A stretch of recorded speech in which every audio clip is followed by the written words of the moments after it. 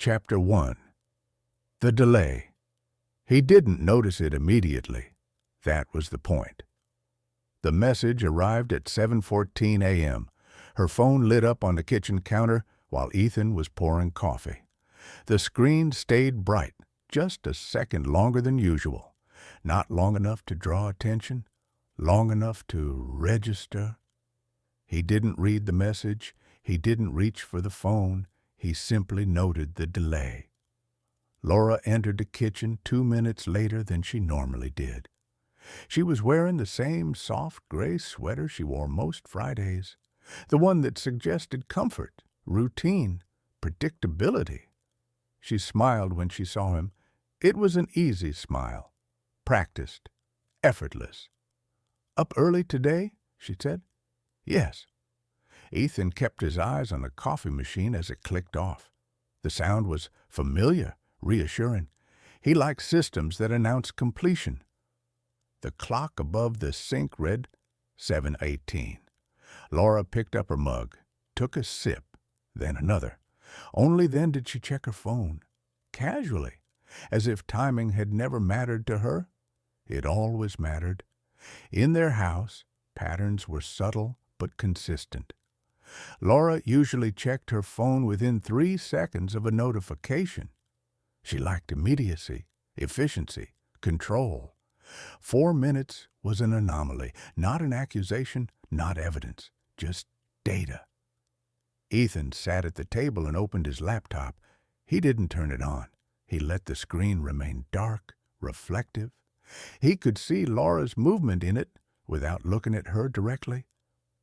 "Do you have meetings today?" he asked. "Yes, a few." Her answer came too quickly, not rushed, just ready.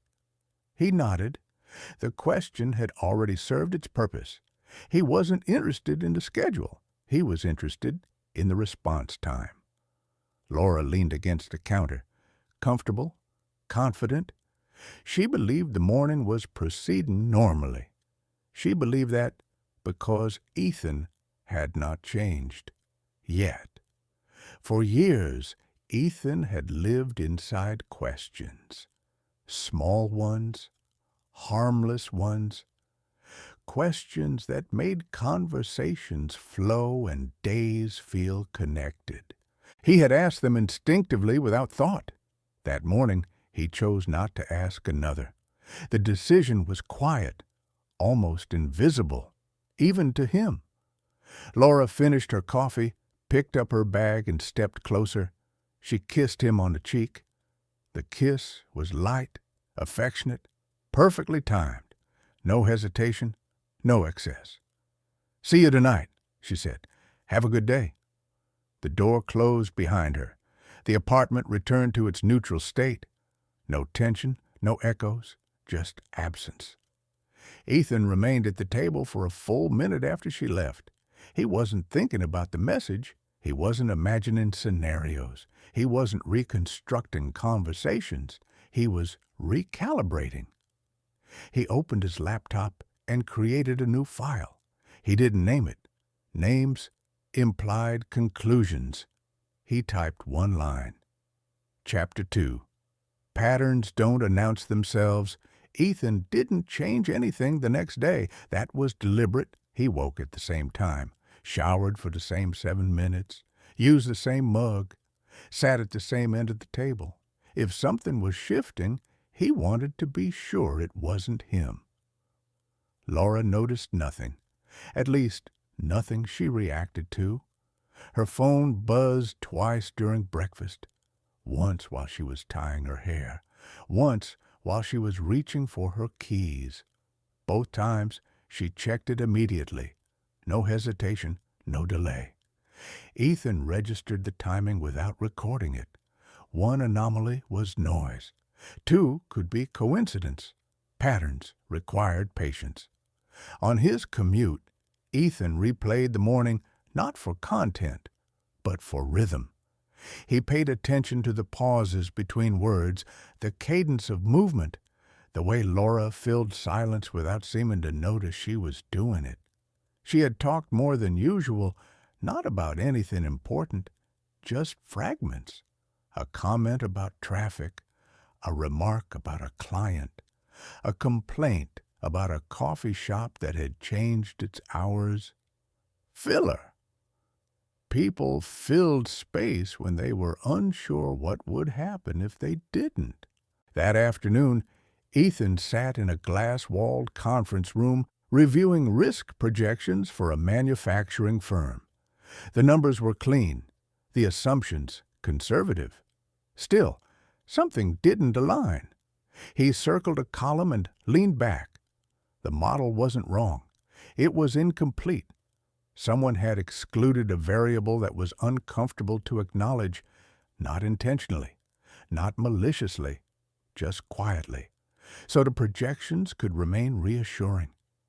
Ethan adjusted the model. The outcome changed immediately. The risk had been there all along. That night, Laura arrived home earlier than expected. She placed her bag down carefully, too carefully, as if trying not to interrupt something that wasn't happening. "Long day?" she asked. "Yes." She waited. Ethan could feel it. A pause held open, inviting elaboration. He didn't offer any. She moved into the kitchen, opened the refrigerator, closed it again without taking anything out. "You didn't text," she said lightly. "I didn't need to." The words landed between them, not sharply, just present. Laura smiled, a fraction longer than necessary. "Right," she said. "Of course." Dinner was quiet, not awkward, just thin. Ethan noticed she checked her phone face down on the table, screen angled away from him. It was a small adjustment, one she likely believed went unnoticed. He said nothing. After dinner, Laura suggested a movie. Ethan agreed. She chose something familiar, something they had seen before. She liked predictability. It gave her room to think. Halfway through the film, her phone vibrated. She didn't reach for it, not immediately. She waited until a scene transitioned, then picked it up casually, her thumb moving fast. Too fast. Ethan didn't look at the screen. He looked at her breathing. It had changed, shallow, controlled. She caught him watching. "What?" she asked. "Nothing." She studied his face, searching for something to respond to. There was nothing there. Later, lying in bed, Laura turned toward him. "You're quiet lately," she said. "Yes." "Is something wrong?" The question was careful, well framed, designed to open a door without committing to stepping through it. Ethan stared at the ceiling. "No," he said. And it was true. Nothing was wrong. Something was simply different. Laura rolled onto her side, facing away from him. After a moment, she spoke again. "You know you can tell me things." Ethan waited, not to punish the silence, just to feel its shape.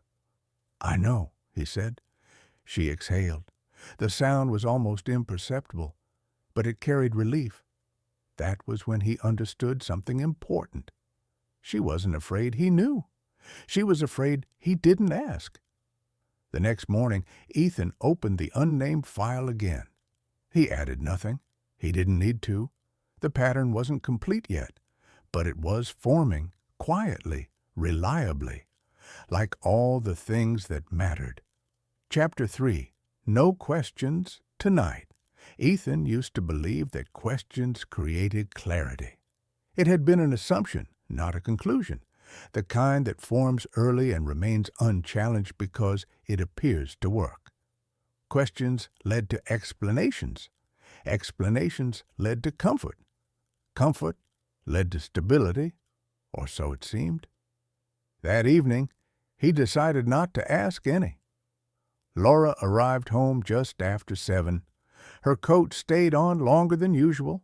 She walked through the apartment as if orienting herself, checking that everything was where she expected it to be. "Traffic was terrible," she said.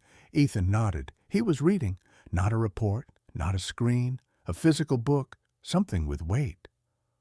She watched him for a moment. "Your day?" she asked. "Productive?" Another pause, another opening. She didn't step through. They ate dinner without turning on the television. That was her suggestion. It was framed as intimacy, as presence. Ethan agreed. Laura talked, not continuously, carefully. She chose topics that didn't require follow-up questions. Stories that resolve themselves before inviting response. He listened without interruption. Halfway through her second story, she stopped. "You're being very attentive tonight," she said. He looked up. "Am I?" "Yes, usually you ask questions." "I already understand." That wasn't entirely true, but it wasn't false either. She smiled, but it didn't reach her eyes. After dinner, Laura cleaned the kitchen with unusual focus. She rinsed each dish thoroughly, as if time itself could be washed away. Ethan watched from the doorway. "You don't have to do that now," he said. "I don't mind." He nodded.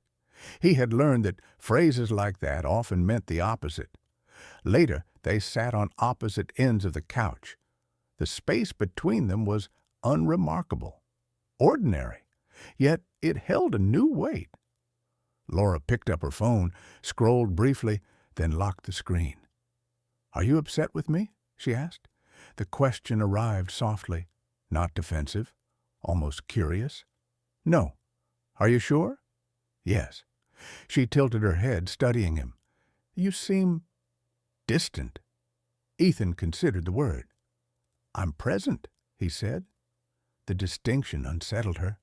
She shifted closer, closing some of the space.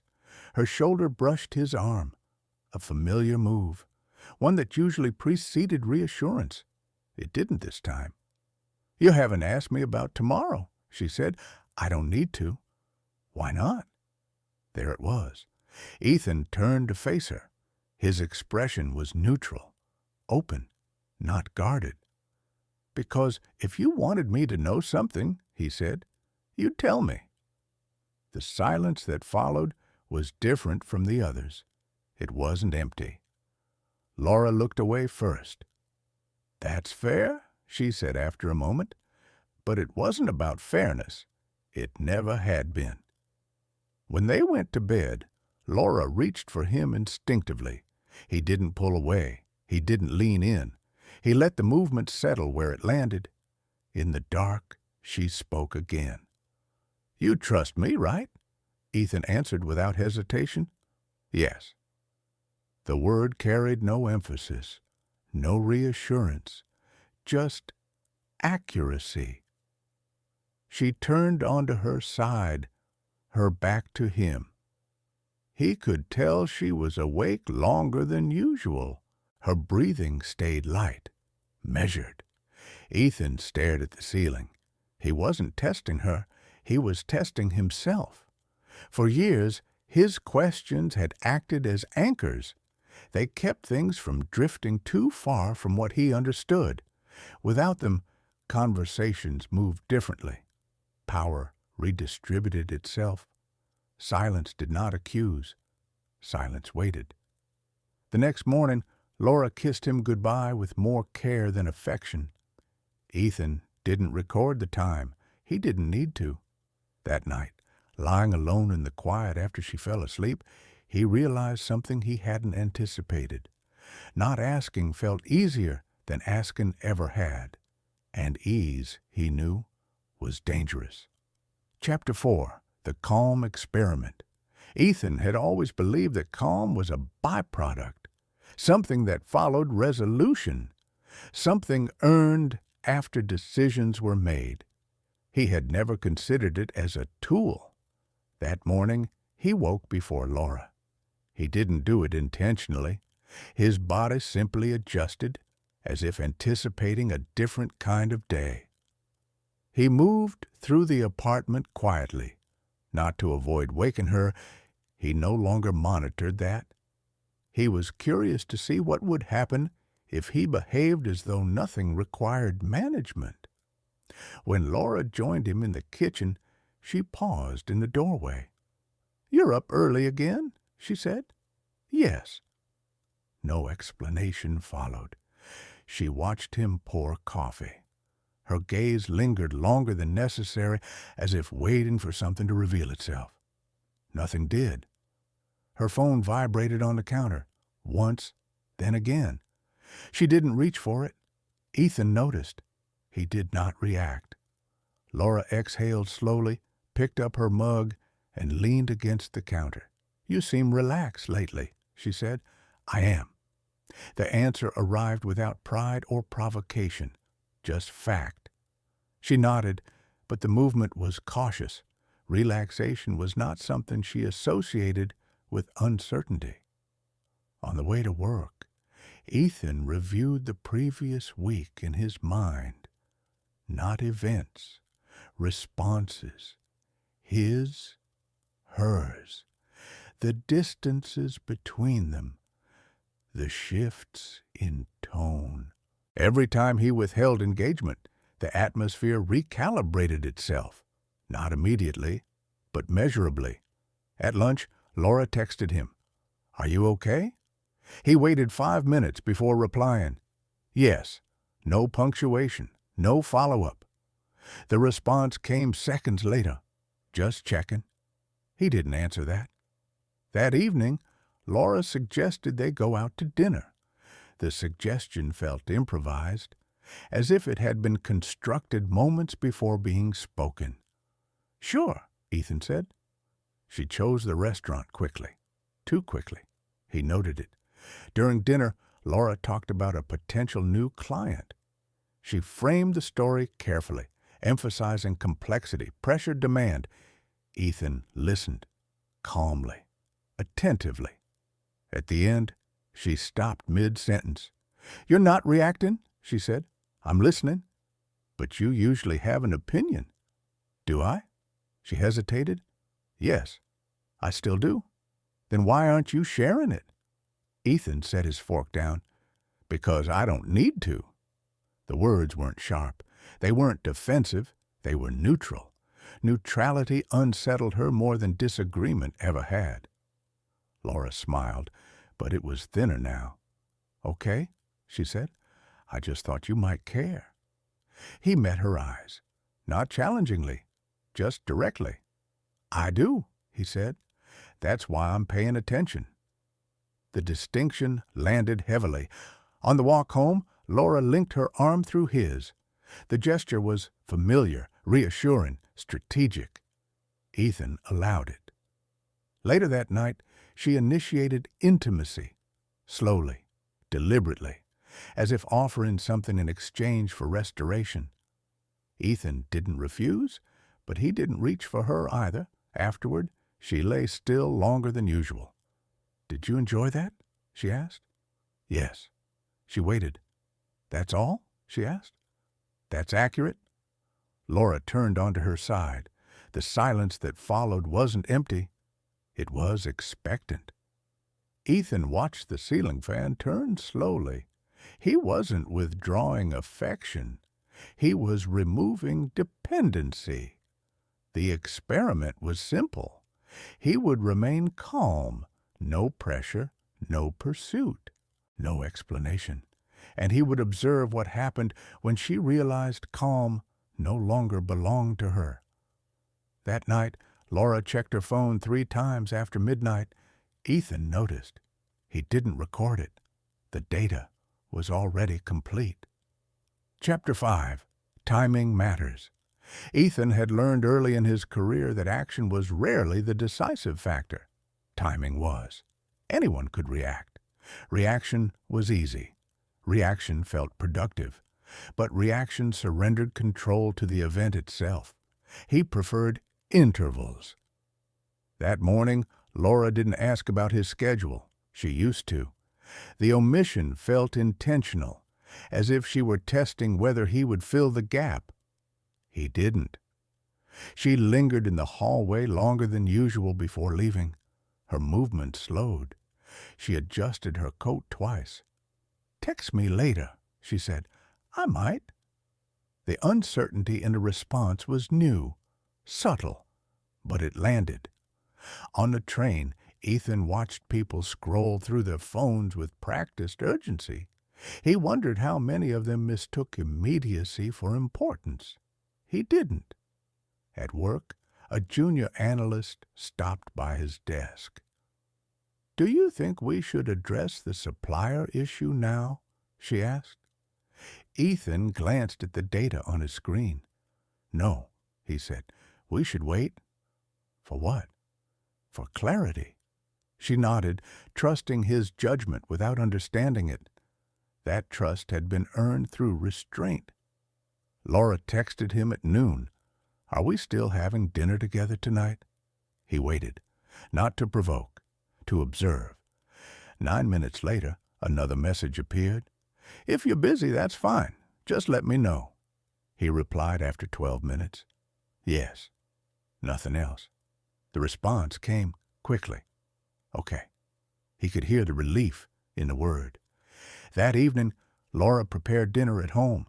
She had changed clothes, something softer, less structured. She lit a candle. Ethan noticed every adjustment. "You didn't have to do all this," he said.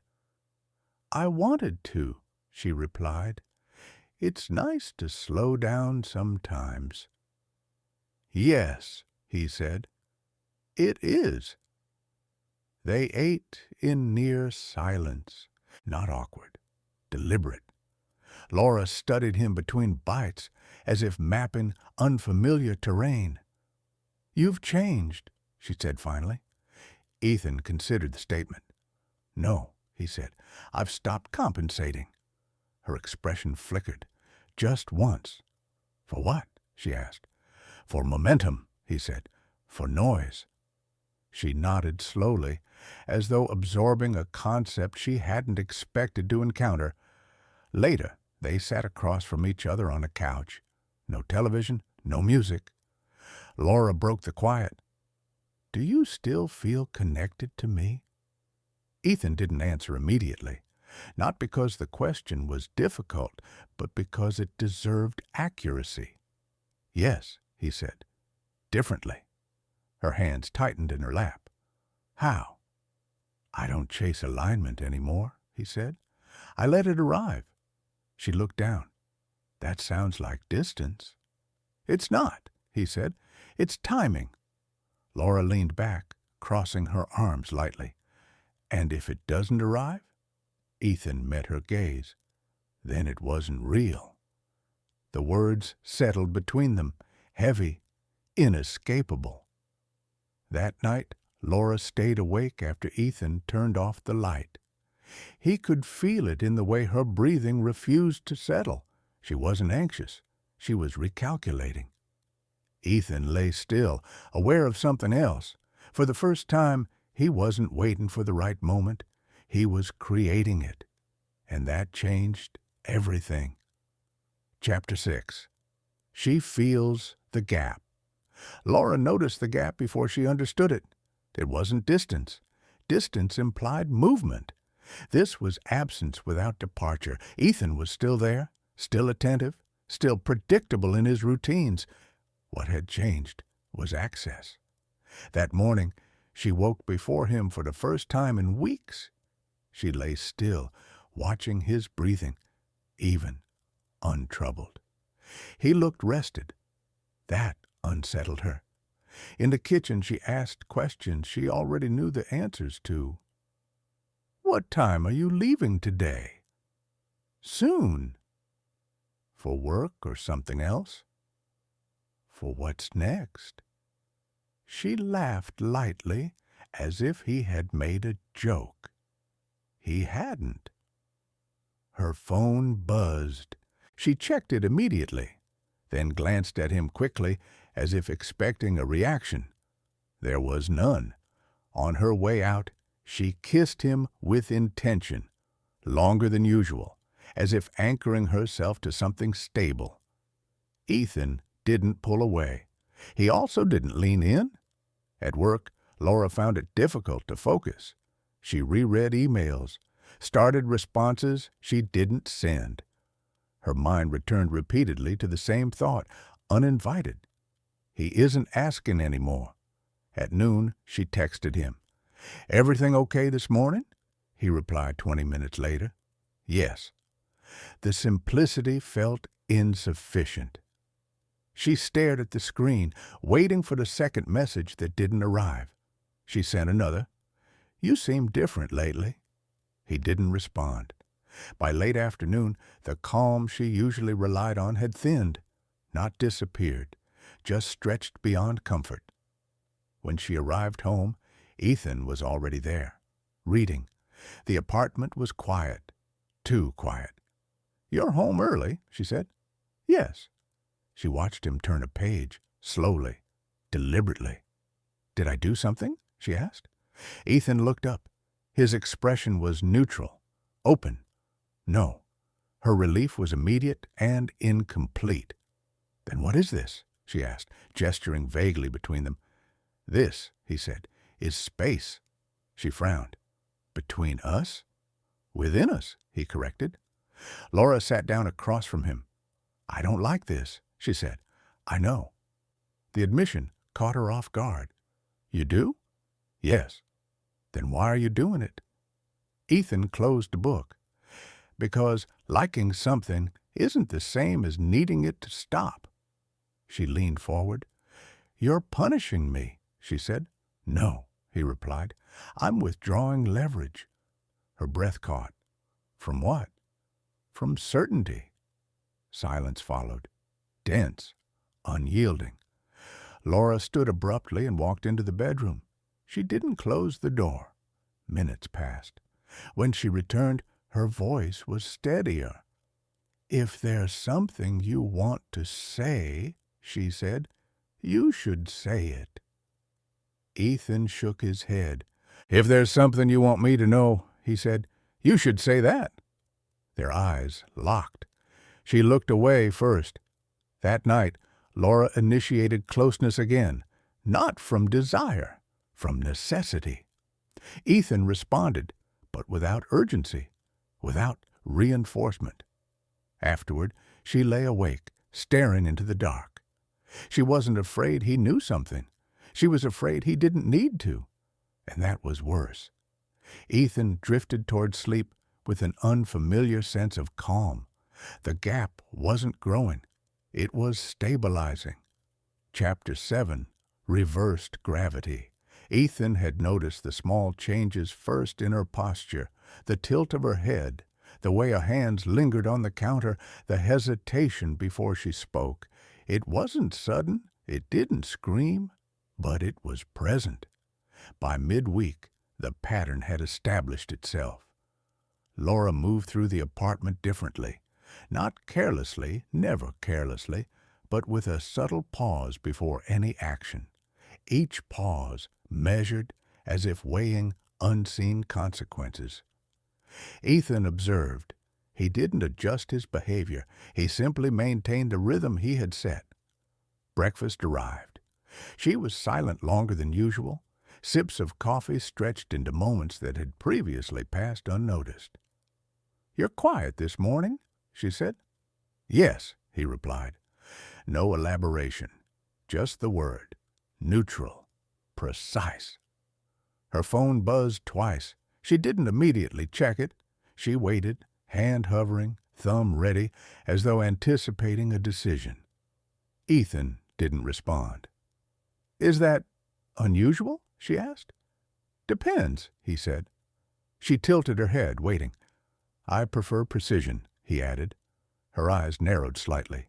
A flicker, almost imperceptible. The commute was silent. She didn't fill the space with chatter. She didn't ask unnecessary questions. Each silence drew her attention inward. Each pause pulled her focus back to him. At the office, she called. "I forgot to tell you." "Not necessary," Ethan interrupted gently. The words weren't sharp. They weren't dismissive. They were controlled, measured, neutral. Later, she arrived home, heavier than usual. The apartment smelled faintly of jasmine. Her coat hung carefully on the rack, sleeves straightened, scarf folded, every movement deliberate. "You're home early," she said. "Yes." She studied him. Something in her eyes flickered. Recognition. Perhaps apprehension. Dinner was quiet. She didn't speak beyond essential words. Her fork paused mid-air, then slowly moved to the plate. She left seconds of silence between phrases that once would have filled the room with chatter. Ethan noticed. He didn't comment. He didn't prompt. He just observed. After dessert, she asked softly, "Why are you like this?" He leaned back, eyes calm. "I'm not like anything," he said. "I'm like this." The phrasing unsettled her. She wanted context. She wanted reasoning. He gave neither. Later, in the bedroom, she reached for him instinctively. He allowed the touch. He didn't lean in. He didn't initiate. She paused, uncertainty creeping into her movements. She withdrew briefly. "You're different," she said. "I am," he admitted, "and I'm consistent." She exhaled slowly, almost as if the air had been held too long. The room was quiet. The shift was subtle, invisible to anyone else, yet undeniable. Control had moved, reversed. Gravity had shifted.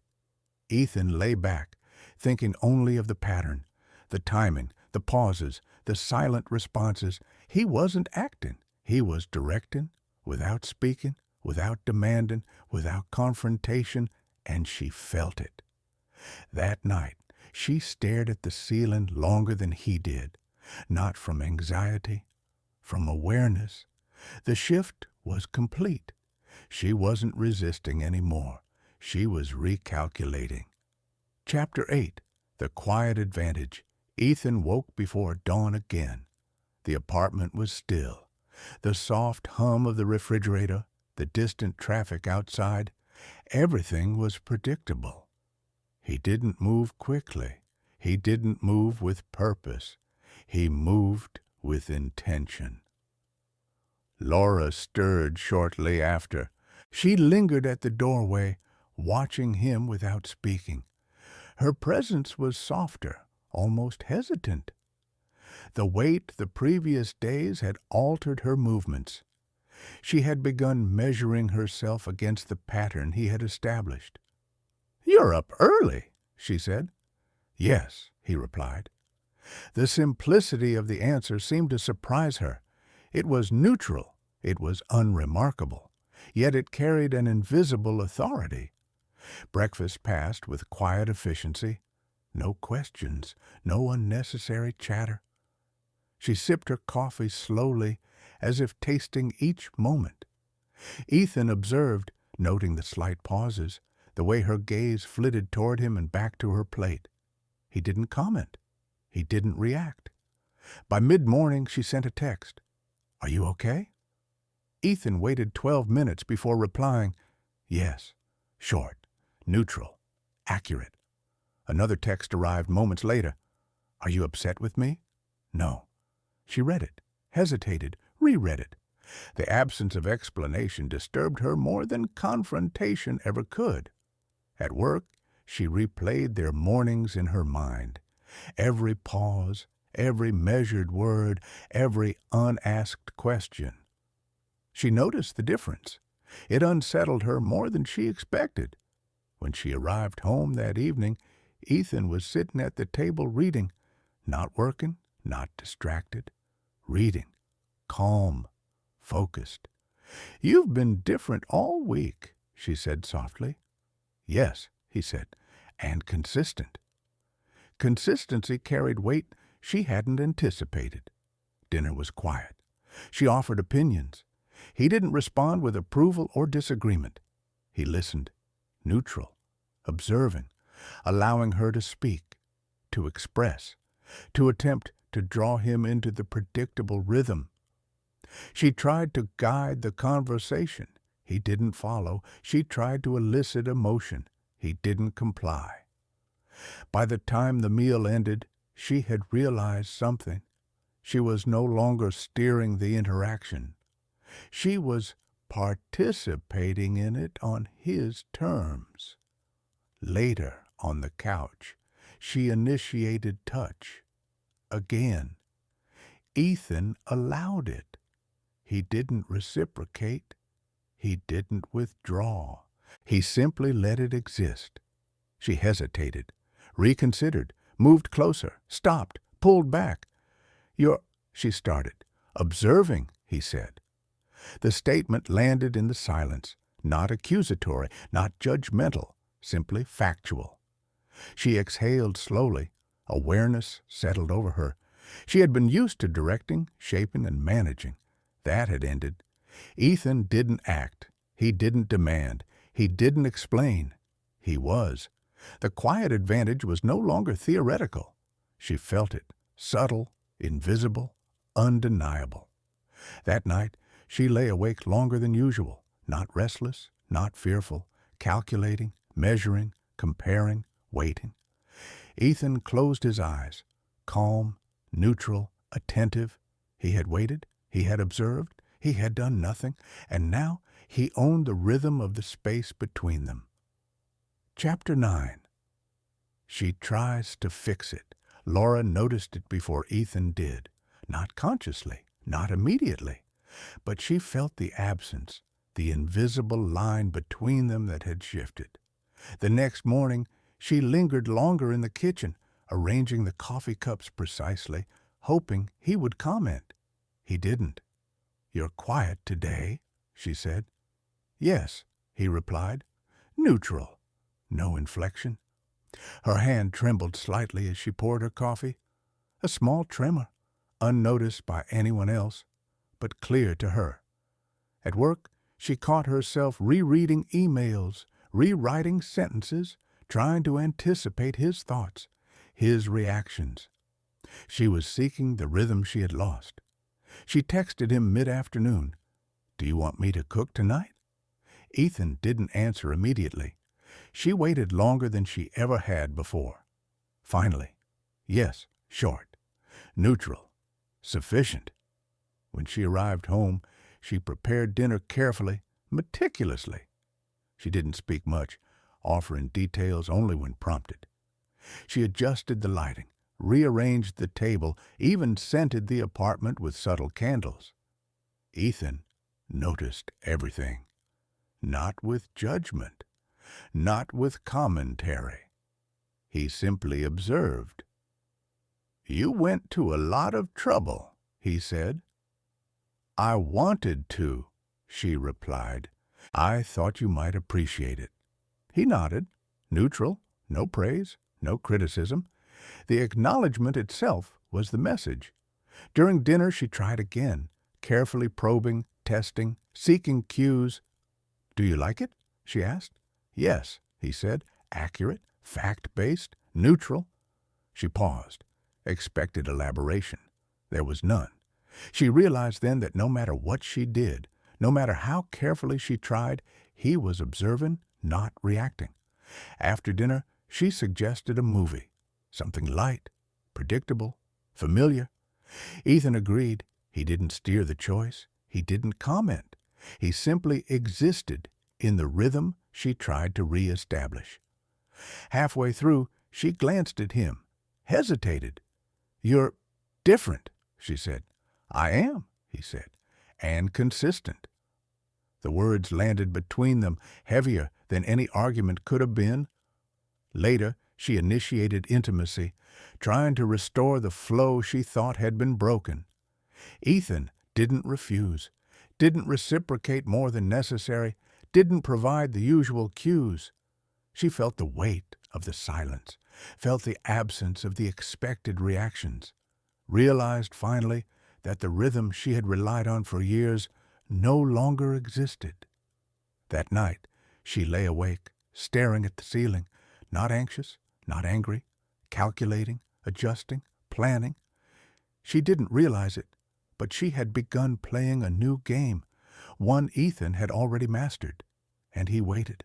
Not with impatience, not with force, not with expectation. He simply waited, observed, calculated, maintained his rhythm. She didn't notice it yet, but she would, and that awareness, when it came, would change everything. Chapter 10. No Confrontation. Ethan noticed it the moment Laura opened the door. Not a sound, not a word, just the subtle shift in her posture. She walked in, coat in hand, pauses calculated, every step deliberate. She lingered in the foyer, not out of hesitation, but because she was measuring. "You're home early," she said. "Yes," he replied, neutral, calm, nothing to trigger her defenses. She lingered in the kitchen, arranging the coffee mugs, adjusting the napkins. A silent attempt at control. Ethan watched, impassive, not judging, not reacting, simply observing. Dinner was prepared, plated carefully, perfectly. "You didn't ask me to do this," she said. "No," he replied. She expected protest. She expected engagement. She expected emotion. There was none. Her fingers trembled slightly as she set the plates on the table. Ethan noted it, silently. He didn't comment. He didn't reward. He didn't correct. He simply allowed the tension to exist, unspoken. "You seem distant," she said softly. "Yes," he said. Again, neutral, factual, weighty, without explanation. After a pause, she tried again. "Are we okay?" "Yes." Short, clear, controlled, final. She exhaled slowly, the movement almost imperceptible. Then she laughed lightly, a release she didn't know she needed. "You're impossible," she said. "I prefer precise," he replied. She tried to smile, but the realization struck her too late. He wasn't being difficult. He wasn't being cruel. He wasn't reacting. He was neutral, and neutrality had become the most unsettling force in her day. Later, on a couch, she reached for him instinctively. He let her. He didn't initiate. He didn't reciprocate beyond what was necessary. The weight of his inaction carried more influence than words or anger ever could. She paused, withdrawn slightly, then leaned in again. Hesitation, calculation, adjustment. "Why are you like this?" she asked. "I'm not like anything," he said. "I'm like this." The statement landed heavily, silently, without confrontation. She didn't argue. She didn't push. She didn't test further. She simply realized this was no longer a game she could win by doing more, by demanding more, by manipulating. Ethan had not acted, yet everything had shifted. That night, she lay awake long after he fell asleep, not fearful, not angry, calculating, planning, adjusting. He remained still, neutral, calm, waiting, observing, not pushing, not reacting, not explaining. The room was quiet, and for the first time she understood the weight of absence when paired with presence. The tension was complete. No confrontation, no declaration, no argument, just him, and the silence that carried more power than she had ever noticed. Chapter 10. No Confrontation. Ethan noticed it the moment Laura opened the door. Not a sound, not a word, just the subtle shift in her posture. She walked in, coat in hand, pauses calculated, every step deliberate. She lingered in the foyer, not out of hesitation, but because she was measuring. "You're home early," she said. "Yes," he replied, neutral, calm, nothing to trigger her defenses. She lingered in the kitchen, arranging the coffee mugs, adjusting the napkins, a silent attempt at control. Ethan watched, impassive, not judging, not reacting, simply observing. Dinner was prepared, plated carefully, perfectly. "You didn't ask me to do this," she said. "No," he replied. She expected protest. She expected engagement. She expected emotion. There was none. Her fingers trembled slightly as she set the plates on the table. Ethan noted it silently. He didn't comment. He didn't reward. He didn't correct.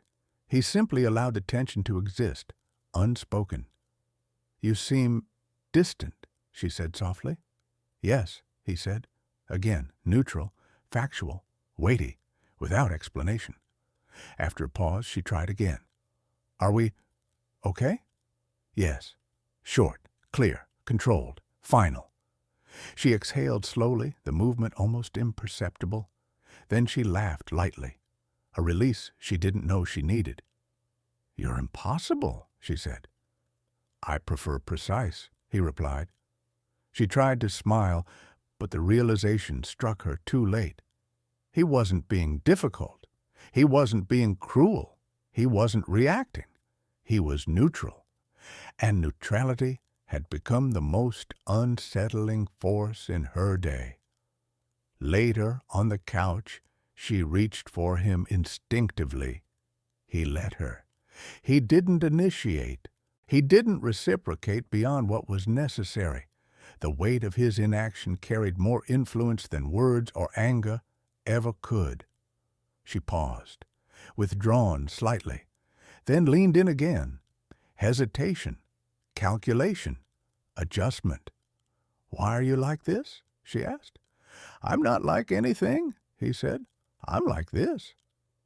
The statement landed heavily, silently, without confrontation. She didn't argue. She didn't push. She didn't test further. She simply realized this was no longer a game she could win by doing more, by demanding more, by manipulating. Ethan had not acted, yet everything had shifted. That night, she lay awake, long after he fell asleep, not fearful, not angry, calculating, planning, adjusting. He remained still, neutral, calm, waiting, observing, not pushing, not reacting, not explaining. The room was quiet, and for the first time she understood the weight of absence when paired with presence. The tension was complete, no confrontation, no declaration, no argument, just him, and the silence that carried more power than she had ever noticed. Chapter 12. What Silence Leaves Behind. The apartment was quiet. Laura sat at the kitchen table, her hands folded around a mug of tea she didn't need to drink. The morning light fell across the countertop, revealing the small details Ethan had left behind. His notebook, a pen, the faint indentation of his coffee cup. Everything was in its place, just as he had left it. She exhaled slowly, a deep, measured breath that carried weeks of awareness and adjustment. She had spent the last days observing, recalculating, learning the rhythm he had established. Now, without him present, the pattern remained. The absence wasn't empty. It was full, full of silence, full of precision, full of restraint. Laura realized she had been chasing an illusion, a sense of control she had thought she possessed. Every question she had asked, every attempt to draw him out, had been met not with resistance or retaliation, but with calm observation. And in that calm, he had already acted. The truth was simple.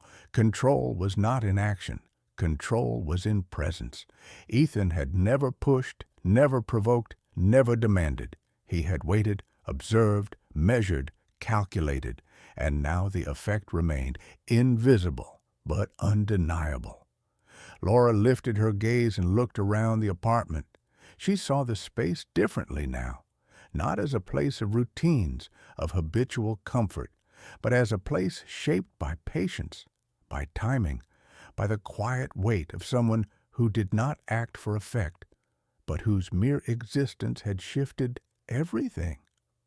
She smiled softly, not because she had won, not because she had lost, but because she had learned, and she understood, finally, the power of silence maintained with purpose. Ethan's presence lingered not as a person, but as a force, The quiet had left behind a lesson. Observation was stronger than words, restraint more compelling than drama, timing more decisive than reaction. And she would carry that knowledge with her in every pause, in every thought, in every measured decision. The apartment remained still. The sunlight moved across the floor. The clock ticked. Life continued. Ethan's exit had been without noise, without confrontation, and yet it had left everything behind, everything she needed to know. Hat silence leaves. Behind, the apartment was quiet. Laura sat at the kitchen table, her hands folded around a mug of tea she didn't need to drink. The morning light fell across the countertop, revealing the small details Ethan had left behind: his notebook, a pen, the faint indentation of his coffee cup. Everything was in its place, just as he had left it. She exhaled slowly, a deep, measured breath that carried weeks of awareness and adjustment. She had spent the last days observing, recalculating, learning the rhythm he had established. Now, without him present, the pattern remained. The absence wasn't empty. It was full of silence, full of precision, full of restraint. Laura realized she had been chasing an illusion, a sense of control she had thought she possessed. Every question she had asked, every attempt to draw him out, had been met not with resistance or retaliation, but with calm observation. And in that calm, he had already acted. The truth was simple. Control was not in action. Control was in presence. Ethan had never pushed, never provoked, never demanded. He had waited, observed, measured, calculated, and now the effect remained, invisible but undeniable. Laura lifted her gaze and looked around the apartment. She saw the space differently now, not as a place of routines, of habitual comfort, but as a place shaped by patience, by timing, by the quiet weight of someone who did not act for effect, but whose mere existence had shifted everything. She smiled softly, not because she had won, not because she had lost, but because she had learned. And she understood, finally, the power of silence maintained with purpose. Ethan's presence lingered not as a person, but as a force. The quiet had left behind a lesson. Observation was stronger than words, restraint more compelling than drama, timing more decisive than reaction. And she would carry that knowledge with her in every pause, in every thought, in every measured decision. The apartment remained still. The sunlight moved across the floor. The clock ticked. Life continued. Ethan's exit had been without noise, without confrontation, and yet it had left everything behind, everything she needed to know.